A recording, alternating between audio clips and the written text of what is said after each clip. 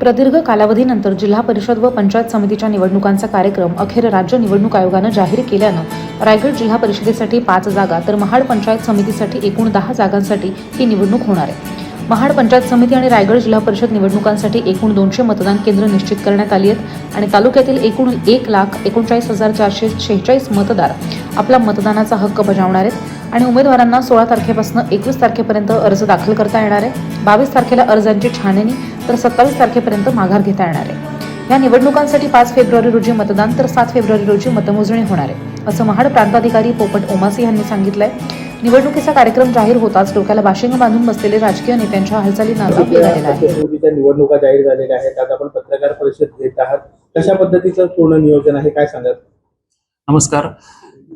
काल राज्य निवडणूक आयोगाने 12 जिल्हा परिषद आणि पंचायत समितींचा निवडणूक कार्यक्रम जाहीर केला आहे। त्याच्यानुसार जिल्हा परिषद रायगड आणि पंचायत समिती महाड या दोन्हीच्या निवडणुका आपल्या इथे होणार आहेत।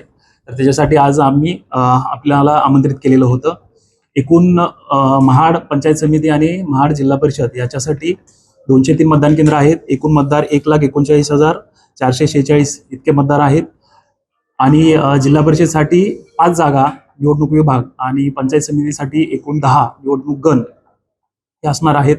त्याच्यासाठी उमेदवारांना अर्ज भरण्याची मुदत ही 16 तारखेपासून 21 तारखेपर्यंत भरता येणार। 22 तारखेला छाननी होईल। 26 तारखेपर्यंत 27 तारखेपर्यंत माघारीची मुदत आहे आणि 5 फेब्रुवारीला मतदान होईल। 7 फेब्रुवारीला मतमोजणी होईल। भरारी पथका नगरपालिकेचे भरारी पथक सगळीकडे फिरत होतं, चेकिंग पण होत होती, परंतु त्या ह्याच्यामध्ये किती लोकांवरती गुन्हे दाखल झालेले आहेत आणि काय वस्तू स्वरूपात सापडलेल्या आहेत?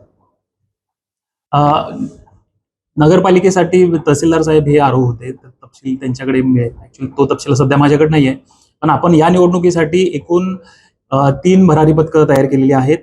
ते आता उद्यापासून कार्यरत होतील।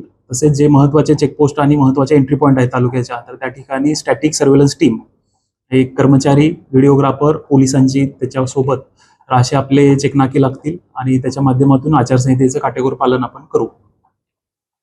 संवेदनशील जिथे मतदान केंद्र आहेत तिथे कशा पद्धतीची तयारी असणार? प्राथमिक पहिल्यांदा आपण आता झोनल ऑफिसर आणि आमची यंत्रणा यांच्यातर्फे अश्युअर्ड मिनिमम फॅसिलिटी म्हणजे सुविधांचा तिथं उपलब्धता आणि असुरक्षितता आहे का, व्हल्नरॅबिलिटी याचं मॅपिंग करून घेणार आणि तसं जर असेल तर सध्या तरी आपल्याकडे कोणतंही केंद्र असुरक्षित किंवा व्हल्नरेबल नाही आहे, जर असेल तर आपण त्याची विशेष काळजी तिथे घेणार। मतदान केंद्रामध्ये काही राजकीय नेते मतदान केंद्रामध्ये जात येत असतात, त्यावेळेस आपल्या निवडणूक अधिकाऱ्यांकडून त्यांच्यावरती किंवा थांबा किंवा बाहेर जा किंवा या असं काही होत नाही असं दिसण्यात आलं नाही। मतदानाच्या दिवशी मतदान केंद्रामध्ये मतदार आणि जो उमेदवार आणि त्याचा इलेक्शन प्रतिनिधी असेल तर यांनाच प्रवेश असतो। तर त्याच्या सूचना आम्ही जे कर्मचाऱ्यांचं प्रशिक्षण असेल आणि पोलिसांचं जे विशेष ट्रेनिंग असेल तर त्याच्यामध्ये आम्ही काटेकोर देऊ आणि त्याचं पूर्ण पालन करू।